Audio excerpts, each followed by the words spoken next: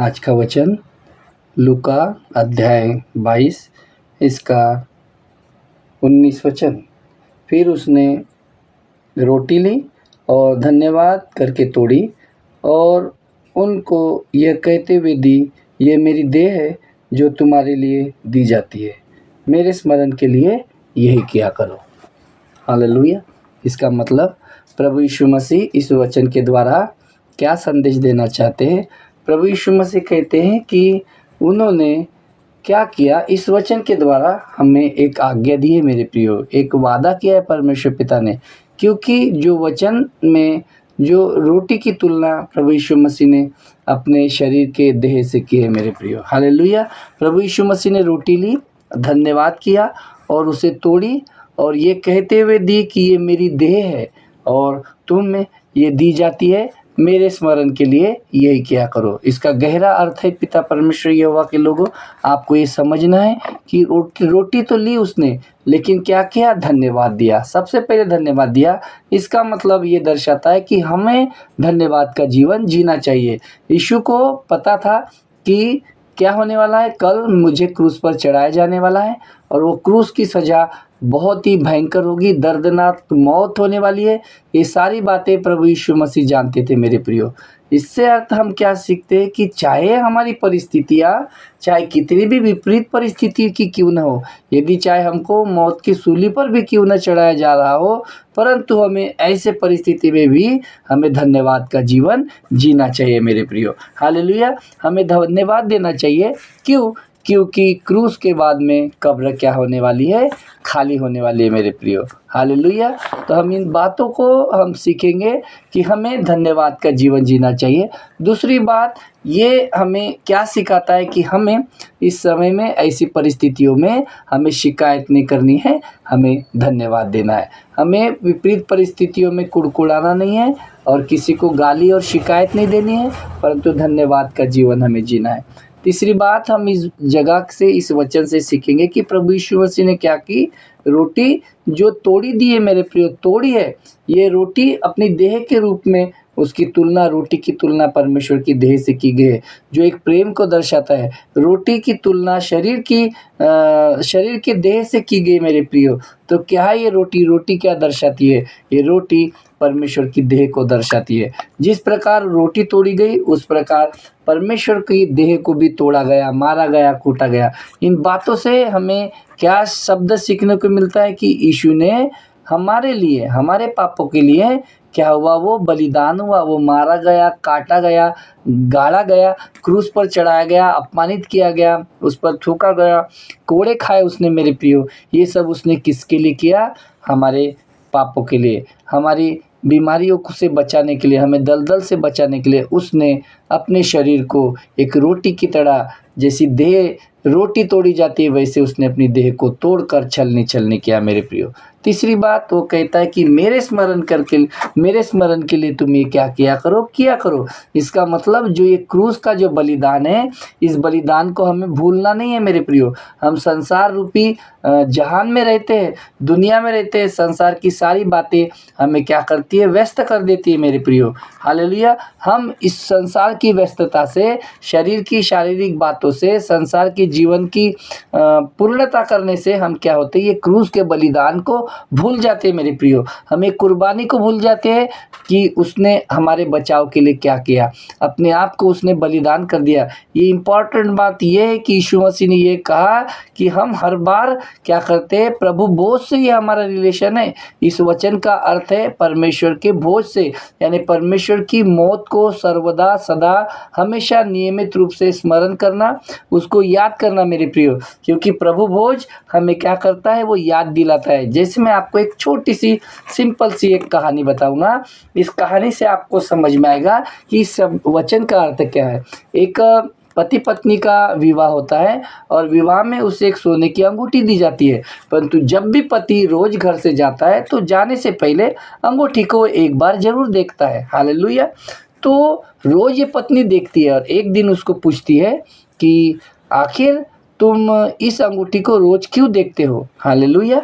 तो वो पति कहता है कि ये अंगूठी मुझे मेरी शादी की याद दिलाती है, ये अंगूठी मुझे ये दिलाती है कि मैं तेरे साथ रिश्ते में बंधा हुआ हूँ और मैं इसके सिवा मैं अब कोई बुरे काम नहीं कर सकता, क्योंकि मुझ पर तेरी एक बड़ी जिम्मेदारी सौंपी गई है। इसीलिए इसी प्रकार इस अंगूठी की तरह मेरे परमेश्वर पिता के लोगों, हमें ये रोटी और दाखरस हमें ये याद दिलाता है कि हम परमेश्वर की देह है। हम हमारे लिए उसने अपनी देह को तोड़ा, हमारे लिए बलिदान किया। जो लहू वो बहाया गया, वो लहू को परमेश्वर के लोगों वो दाखरस के रूप में लहू की तुलना यहाँ पे की गई और रोटी की तुलना एक देह के रूप में की गई। तो प्रभु यीशु मसीह के ये कुर्बानी से हमें ये याद दिलाता है कि हम यीशु मसीह के हैं और प्रभु यीशु मसीह हमारे हैं मेरे प्रियो। हालेलुया। यदि यीशु यही कहते कि यही किया करो, इसका मतलब क्या है कि परमेश्वर पिता हमको इस कार्यों के साथ साथ एक बड़ी आज्ञा भी दे रहे हैं कि जब तक मैं ना आऊँ, जब तक मेरा दूसरा आगमन न हो, तब तुम तक मेरी स्मरण के लिए तुम यही किया करो। यानी ये आज्ञा हमें दी है, एक वचन के साथ वादा तो है हमारा, परंतु इसके साथ हमें एक आज्ञा भी दी है कि उस आज्ञा का हमको क्या करने का है, पालन करना है। ये कब तक करना है? जब तक परमेश्वर ना आ जाए मेरे प्रियो। हालेलुया। क्योंकि इससे हमें सीख क्या मिलती है कि प्रभु भोज कोई एक रीति रिवाज नहीं है, प्रभु भोज कोई परंपरा नहीं है, प्रभु भोज एक आज्ञाकारिता का एक दिया हुआ वादा है। परमेश्वर ने हमें एक आज्ञा मानने के लिए हमारे लिए एक कार्य हमें दिया है मेरे प्रियो।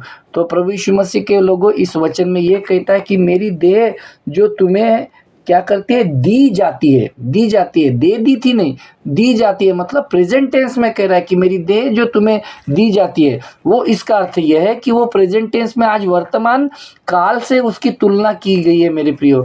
भले ही ये वचन हजारों वर्षों के पहले पवित्र आत्मा की प्रेरणा से लिखा गया है, परंतु ये लिखा कैसा गया? प्रेजेंट टेंस में, यानी आज के वर्तमान में। यानी परमेश्वर की देह जो रोटी हमें दी गई है, उसमें हमें क्या मिलती है आज भी? वो कुर्बानी की ताकत, वो चंगाई, वो छुटकारा, वो क्षमा, वो आज भी हमारे लिए अवेलेबल है मेरे प्रियो। क्योंकि इस वचन में उसने कहा है कि दी गई थी नहीं, दी जाती है। यानी हमें वो दे रहे हैं। क्या दे रहे हैं आज के समय में? इस रोटी के रूप में हमें छुटकारा मिल रहा है, हमें चंगाई मिल रही है मेरे प्रियो, आशीष मिल रही है, अनुग्रह मिल रही है, जो आज भी हमारे लिए क्या है? जीवित है। और आज भी ये बड़े बड़े कार्य परमेश्वर के द्वारा आज भी होते हैं मेरे प्रियो। जब तक इस भोज को हम क्या करते हैं? विश्वास के साथ जब हम लेते हैं, तो क्रूस की सामर्थ आज भी हमारे जीवन में कार्य करती है। तो ये रोटी को देखकर हमें क्या करने का है? उस क्रूस को याद करना है, उस बलिदान को याद करना है, उस धन्यवाद को याद करना है मेरे प्रियो, जो प्रभु यीशु मसीह ने हमारे लिए किया, जो हम भूल चुके हैं मेरे प्रियो। हालेलुया। तो ये हमें याद दिलाता है कि हम मसीह के हैं और मसीह ने हमारे लिए कुर्बानी दी है। प्रभु भोज यानी जो फसह के अंतिम दिन में जब चेलों के साथ प्रभु यीशु मसीह थे, तो उस समय में ये भोज लिया गया और उस विषय में यीशु ने हमको कहा कि ये मेरी देह है जो तुम्हें दी जाती है। हालेलुया। उसने अपनी देह को तोड़ा, अपनी शरीर को तोड़ा, अपने लहू को बहाया और उसने कटोरा भी लिया और वो लहू को हमें कहा कि ये मेरा वाचा, मेरे लहू का कटोरा है, जो तुम्हारे लिए एक नई वाचा है, जो तुम्हारे लिए दी जाती है मेरे प्रियो। तो हमें इस वचन से क्या सीख मिलती है कि जो रोटी है, जो देह का मतलब है कि हमारे पापों के लिए, हमारे गुनाह के लिए, हमारे जीवन को बचाने के लिए परमेश्वर पिता की देह को तोड़ा गया। जिस प्रकार हम रोटी को तोड़ते हैं, उसी प्रकार परमेश्वर की देह तोड़ी गई, छलनी की गई मेरे प्रियो। हालेलुया।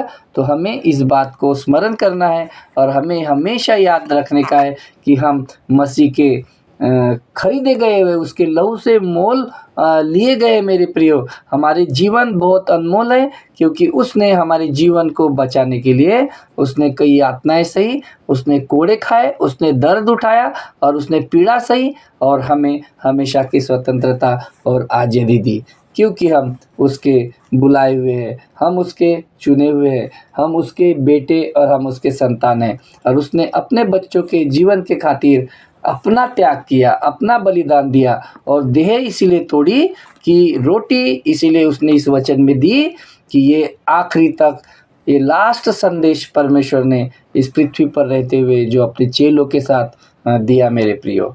तो ये लास्ट संदेश हमें ये स्मरण दिलाता है कि जब तक प्रभु यीशु मसीह का आगमन फिर से ना हो, तब तक हमें इस वचन के द्वारा हमें उसको हमेशा तक, निरंतर तक, जब तक वो वापस ना जाए, जब तक उसका पुनरागमन ना हो, तब तक हमें ये उसका प्रचार इस रोटी के द्वारा और दाखरस के द्वारा हमें आने तक उसका करना है।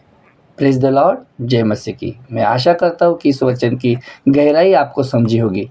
यदि आपको समझी है गहराई तो प्लीज़ फॉलो कीजिए, कमेंट कीजिए, लाइक कीजिए और आमीन करके इस वचन का आंसर दीजिए, ताकि आने वाला अगला वचन सबसे पहले आपके तक पहुँचे।